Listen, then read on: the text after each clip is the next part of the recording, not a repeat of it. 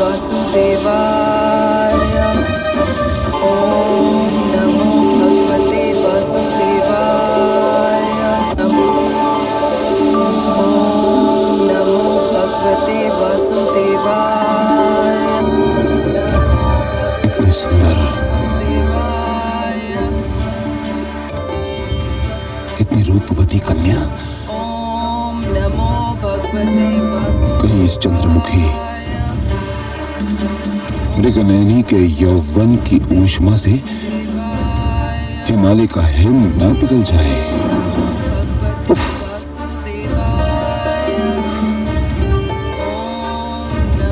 इसीलिए इसके लिए यह स्थान उचित नहीं।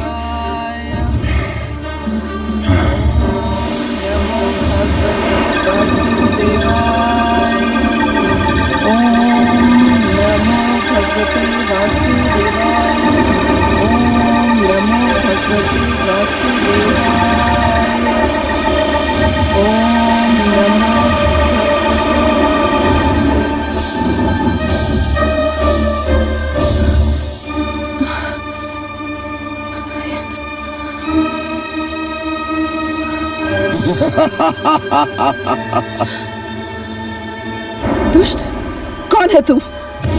तुम कौन हो सुंदरी? और संसार के ऐश्वर्य को तज कर यहाँ क्या कर रही हो? देखता नहीं धूर्त, मैं तप कर रही हूँ। तब उसे करना चाहिए जिसे किसी वस्तु की आवश्यकता हो। तुम तो रूप और यौवन से संपन्न हो, तुम्हें तब की क्या आवश्यकता? मैं पूछती हूँ, तू है कौन? मैं मैं लंकापति रावण हूँ सुंदरी, रावण।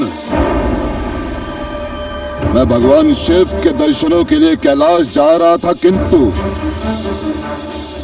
तुम्हारे दर्शन हो गए। अब यहां से जाने को मन ही नहीं कर रहा। मेरे साथ चलो सुंदरी, मेरे साथ चलो। मुझे अपने नारायण की खोज है। मैं उनसे मिलना चाहती हूँ, उन्हीं के लिए तप कर रही हूँ। और जब तक उनसे मिल नहीं लेती, मैं यहाँ से कहीं नहीं जाऊंगी। नारायण? तुम सत्यारे को नारायण कह रही हो, जो असुर जाति का जन्मजात बैरी है? चुप रहे दुष्ट, वो मेरे आराध्य हैं। यदि अपनी कुशलता चाहता है तो चला जाए यहाँ से। चला जाऊंगा, किंतु अकेले नहीं, तुम्हें अपने साथ लेकर जाऊंगा। अपने राजभवन विवाह करूंगा तुमसे। हाँ। एक तपस्विनी से ऐसा कहते हुए तुम्हें लज्जा नहीं आती? मैंने विवाह की बात की है, इसमें कोई लज्जा की बात नहीं। मेरा प्रस्ताव स्वीकार कर लो सुंदरी, स्वीकार कर लो। कह दिया ना कि मुझे अपने नारायण की खोज है। मैं तुझे और तेरे प्रस्ताव को ठोकर मारती हूँ। चला जा यहाँ से।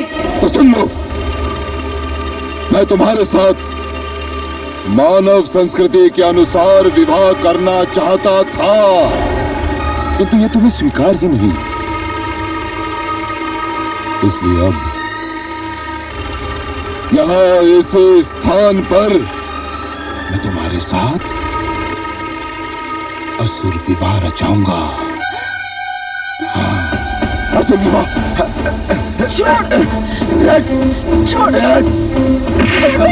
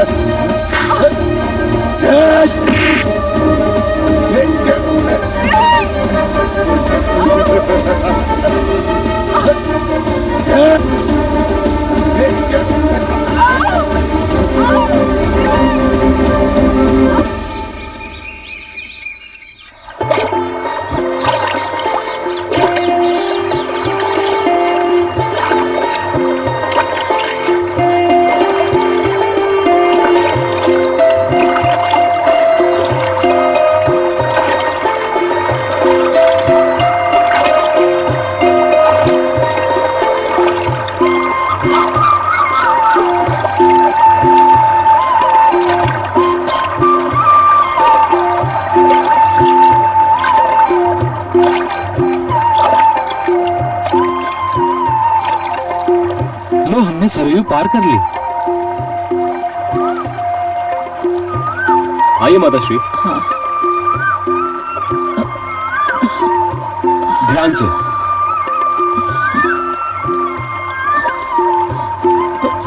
इस ओर।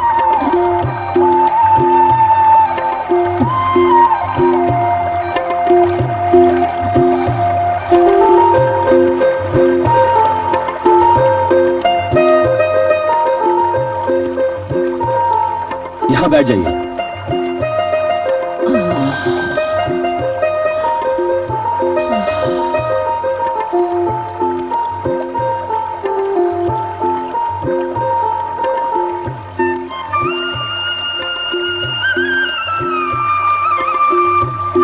पिताश्री, यहां बैठ जाइए।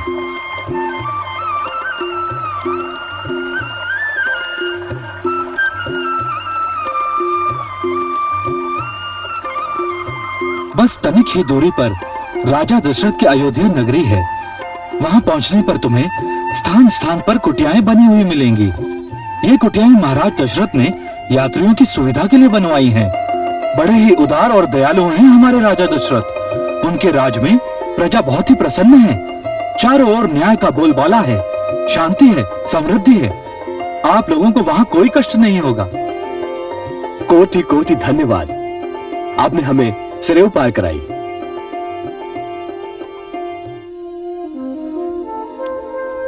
माते, सत्तू दे दो। ये ले पुत्र। मेरे पास कुछ और तो है नहीं, थोड़ा सत्तू है, इसे रख लो। नहीं भाई नहीं, मुझे कुछ नहीं चाहिए। मैं तुमसे कुछ नहीं ले सकता। क्यों? आपने हमें सरयू पार कराई है ना।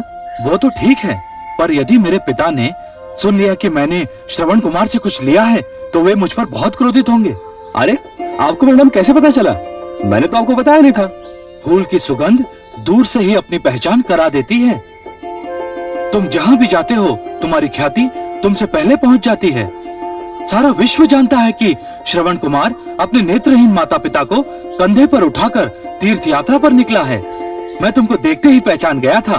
तुम धन्य हो श्रवण। ईश्वर तुम जैसा सबको पुत्र दे। मैं तुमसे कुछ नहीं लूंगा। धन्यवाद बंधु। ये सत्तू तो मैं आपको दे रहा हूं ना, आपने तो मुझसे नहीं मांगा। मेरी नैया में तुम्हारे माता पिता और तुम्हारे चरणों की धूल रह गई है। ये धूल सोने चांदी से भी अधिक मूल्यवान है। मेरी काठ की नैया पावन हो गई है। आज के दिन को मैं सदैव स्मरण रखूंगा। मैं आपका आभार कैसे प्रकट करूं? भगवान आपको सुखी रखे। चलिए माताश्री। हाँ। संभल के। इस ओर। बैठ जाइए। संभल के। माताश्री, सत्तू रख लीजिए। चलिए पिताश्री, संभल कर। इस ओर। बैठ जाइए, संभल कर।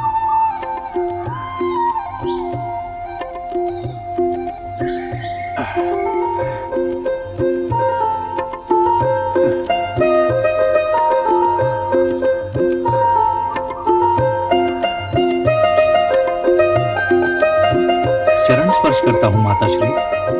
जुग जुग जियो बेटा। चरण स्पर्श करता हूँ पिताश्री। चिरंजीवी भव पुत्र। जो तीर्थ यात्रियों पर कृपा करते हैं वह भी तीर्थ के पुण्य के भागी हो जाते हैं। मैं आप लोगों के दर्शन पाकर धन्य हो गया। आपका बहुत बहुत धन्यवाद।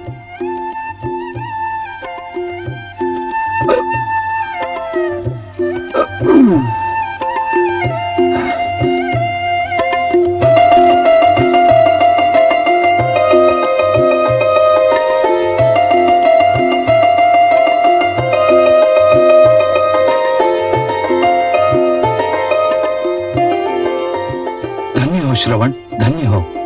तुम धन्य हो।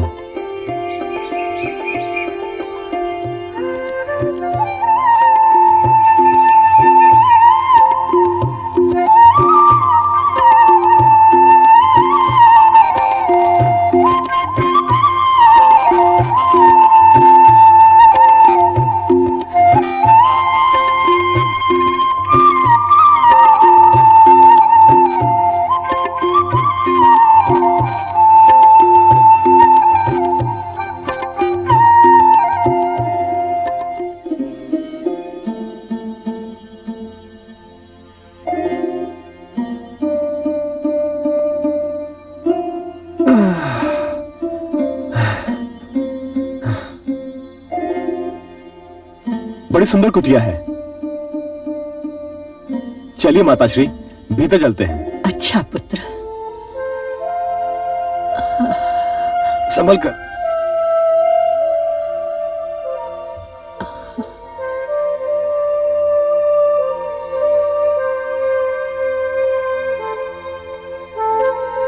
संभल कर, यहां ऊंचाई है।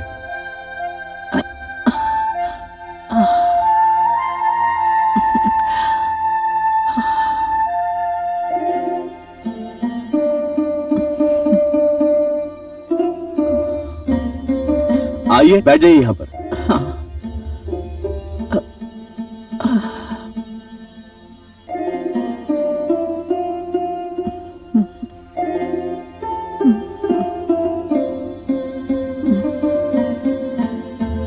संभल कर पिताश्री,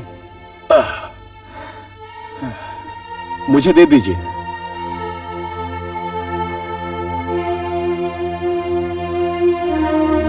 संभल कर, यहां ऊंचाई है।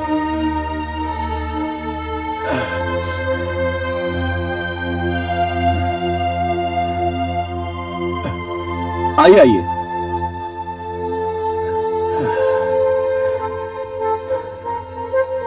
यहां पर बैठ जाए।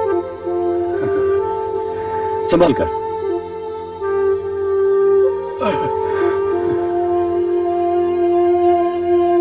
अरे, यहां तो सारी सुविधाएं उपलब्ध है। पुत्र, हमारा रोम रोम तुम्हें आशीर्वाद दे रहा है। भगवान हमारे भाग्य में नेत्रों का सुख भी लिखता तो हमको ये आनंद ना मिलता जो तुम जैसा पुत्र पाकर मिला है। ईश्वर तुम्हें दीर्घायु करे। मुझे पूरे संसार का धनकोष मिल भी जाता तो भी वो संतोष नहीं मिल सकता था जो आप दोनों की सेवा करने से मिला है। भगवान आप दोनों को सदा जीवित रखे और मैं इसी प्रकार आप लोगों की सेवा करता रहूं। और तो सारे तीर्थ हो गए पुत्र, बस काशी बाकी रह गया है। शिव की काशी के दर्शन हो जाएं तो हम धन्य हो जाएंगे। बस एक दिन विश्राम करके हम लोग कल ही चल देंगे। पुत्र, गला सूख रहा है, थोड़ा जल ले आते। मैं अभी लेके आता हूं।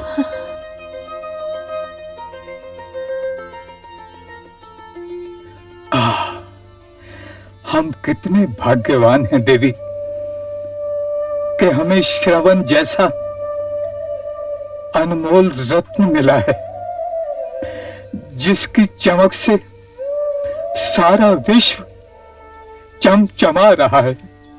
मैं सदैव ईश्वर से प्रार्थना करती हूँ कि हमारी आयु भी उसे लगे। ये राजा दशरथ अपनी प्रजा का कितना ध्यान रखते हैं, है ना? तीर्थ यात्रियों के लिए कितनी सुंदर कुटिया बनाई हैं।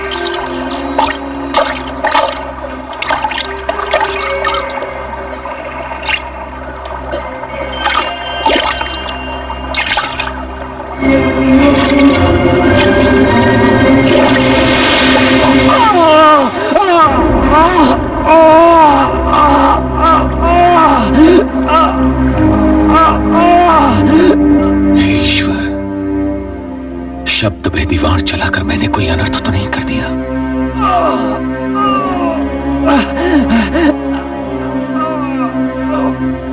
हे ईश्वर, अब मेरे माता पिता का क्या होगा? कौन कराएगा उनको तीर्थ यात्रा?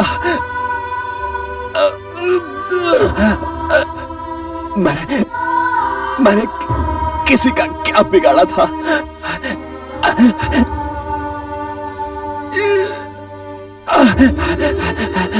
मैंने किसको हानि पहुंचाई थी? मैंने तो आज तक किसी के साथ ऊंचे स्वर में बात भी नहीं की।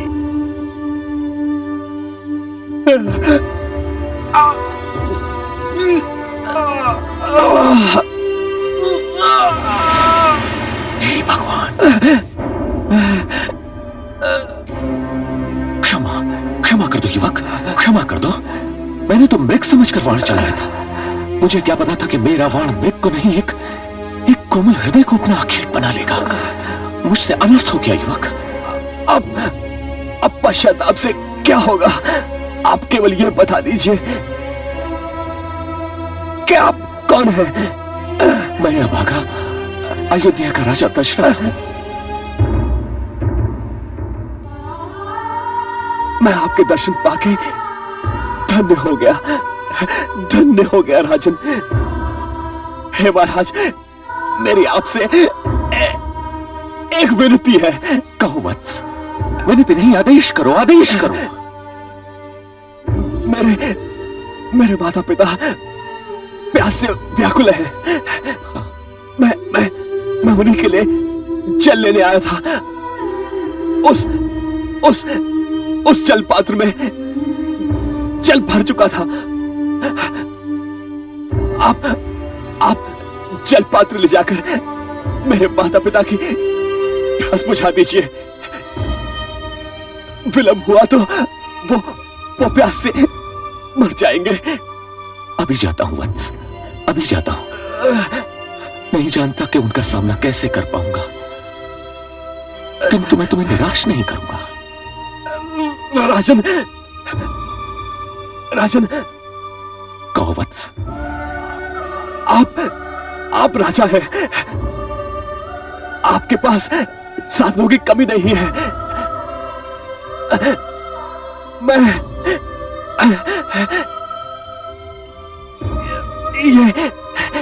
ये मेरे अंतिम क्षण है।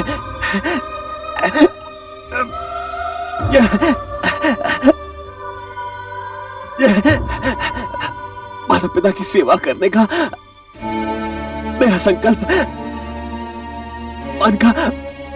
मन में रह गया। एक मरते हुए पुत्र की एक और विनती मान लीजिए। कहो वत्स, कहो। मेरे माता पिता का कोई आश्रय नहीं है। वो भटकते रह जाएंगे। हे राजन, कृपा करके उन्हें आश्रय प्रदान कीजिएगा। अवश्य वत्स। मेरे अतिरिक्त वृद्ध अवस्था में उन्हें कोई और लाठी भी उपलब्ध नहीं है। हे राजन, उनके जीविकोपार्जन का प्रबंध अवश्य। वत्स, वत्स।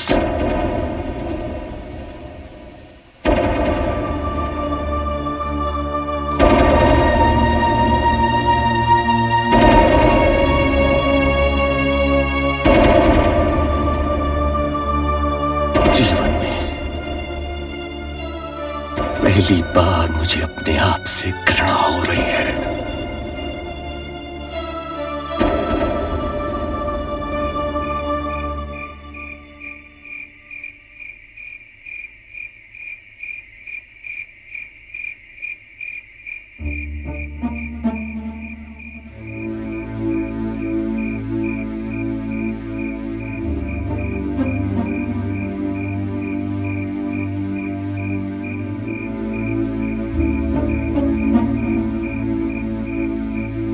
बहुत देर हो गई, श्रवण अभी तक जल लेकर नहीं लौटा।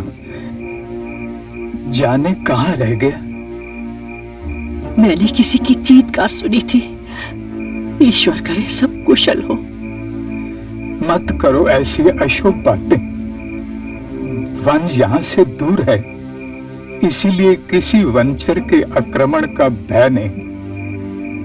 और फिर राजा दशरथ की अयोध्या के लिए तो सुना है कि लोग अपने घरों के किवाड़ बंद नहीं करते, सो चोर और लुटेरों का भय भी नहीं। तुम्हें किसी चीत्कार का भ्रम हुआ होगा। हमारा पुत्र बस आता ही होगा।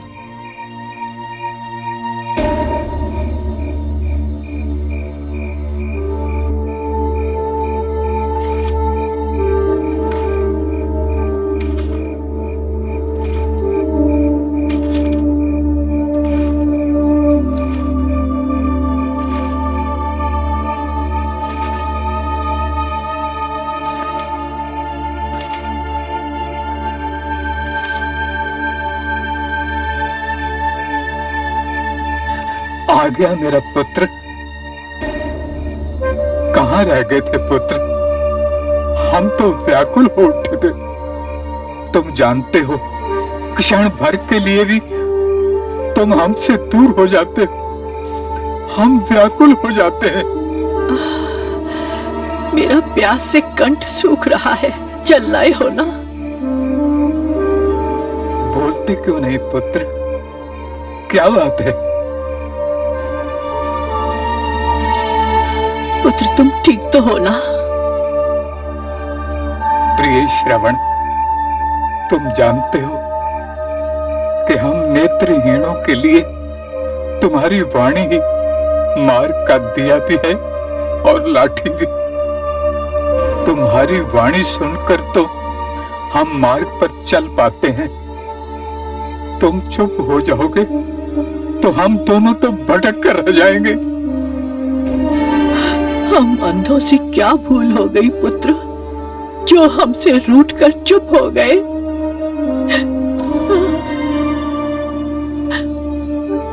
देवी, जाने क्या बात है जो मेरा पुत्र मौन हो गया है। अब मुझसे रहा नहीं जाता। मैं देखता हूं क्या बात है।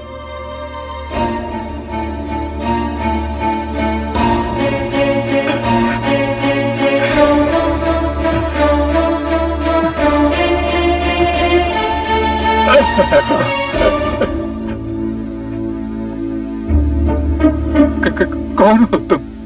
तुम कौन हो? मैं आपका अपराधी। ये कौन है जो स्वयं को अपराधी कह रहा है? देवी, मैं अयोध्या नरेश दशरथ हूँ। राजा दशरथ? राजा दशरथ हमारे अहोभाग्य, किंतु हमारा श्रवण नहीं आया। वो हमारे लिए जल लेने गया था।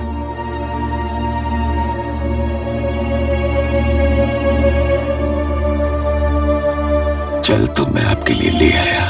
और हमारा पुत्र श्रवण? उसे मैं नहीं ला सका। क्यों? कहाँ है वो? आपका पुत्र पशु के धोखे में मेरे बाण से। नहीं, तूने मेरे पुत्र को मार दिया। तुमने मेरे पुत्र को पशु की भांति मार दिया। नहीं देवी, पशु की भांति नहीं, पशु के धोखे में। सरयू तट पर मैंने एक ध्वनि सुनी और बिना सोचे समझे शब्द भेदी वाण चला दिया और आपका हाय मेरा श्रवण, हाय मेरा पुत्र, हाय पुत्र, तू हमें भटकने के लिए छोड़कर कहाँ चला गया? हम दोनों नेत्रहीन कैसे जिएंगे? किसके सहारे जिएंगे? किसके सहारे जिएंगे हम दोनों? हाय श्रवण, जब हम जीते थे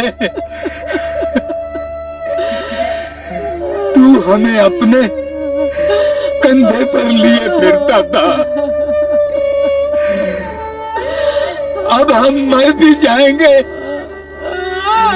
तो हमें कंधा देने वाला कोई नहीं मिलेगा। हे ईश्वर, ये क्या हो गया? नेत्र नहीं दिए थे तो कान भी न दिए होते, श्रवण को देख नहीं पाए तो मरने का समाचार भी न सुनते। हम अंधों का संसार उजाड़ कर क्या मिला तुम्हें राजा दशरथ? क्या मिला, क्या मिला? हमने तो सुना था कि तुम बड़े न्यायी हो, बड़े प्रजापालक हो, फिर तुमने हमारा पुत्र हमसे क्यों छीन लिया?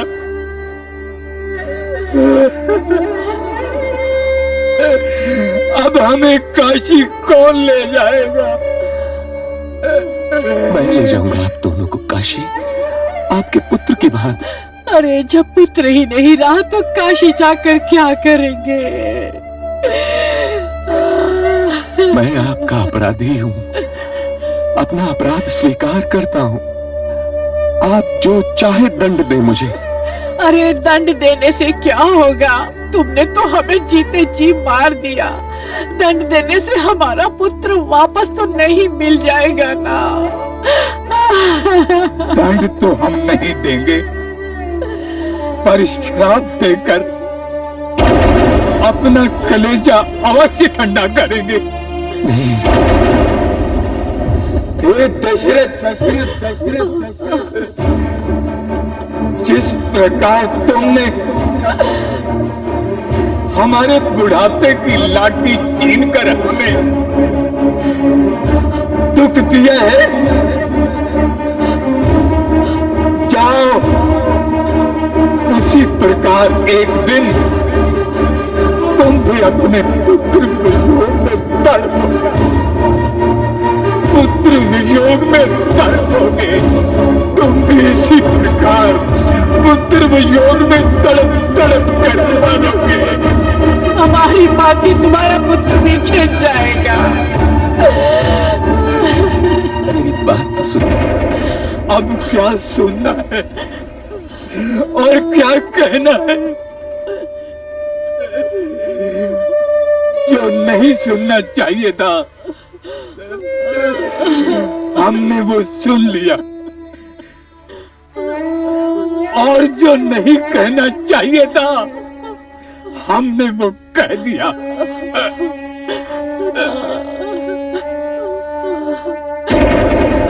स्वामी, स्वामी,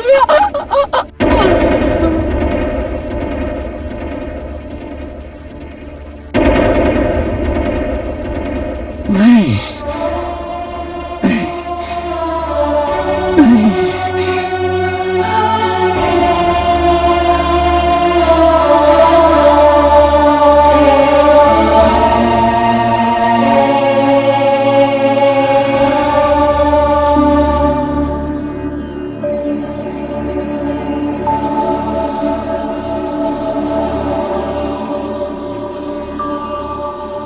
देवी,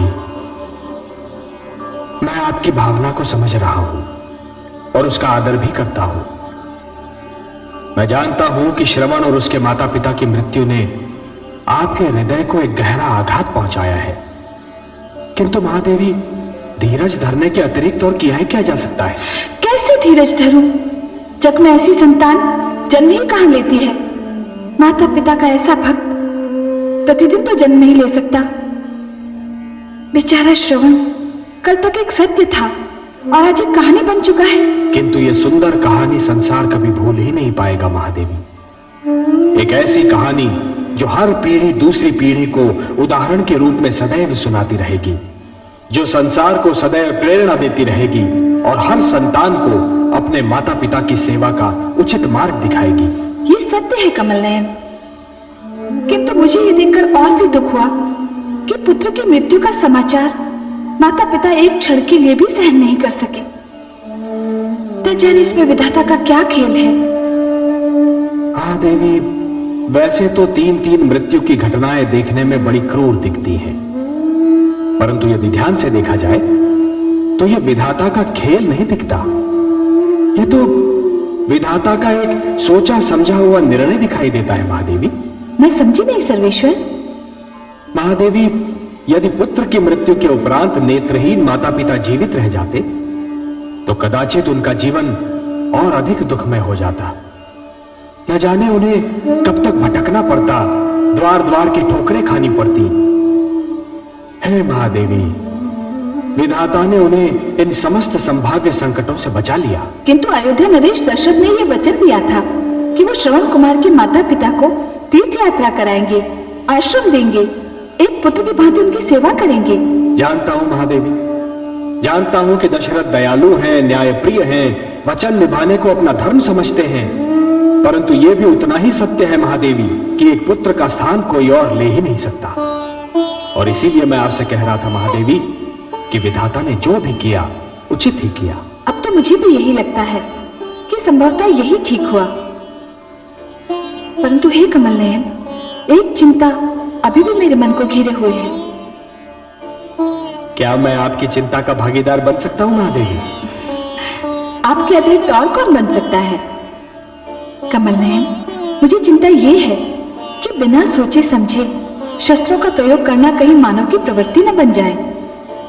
मैं समझ गया महादेवी, आपका संकेत महाराज दशरथ के उस शब्द भेदी बाण की ओर है जो श्रवण कुमार की मृत्यु का कारण बना।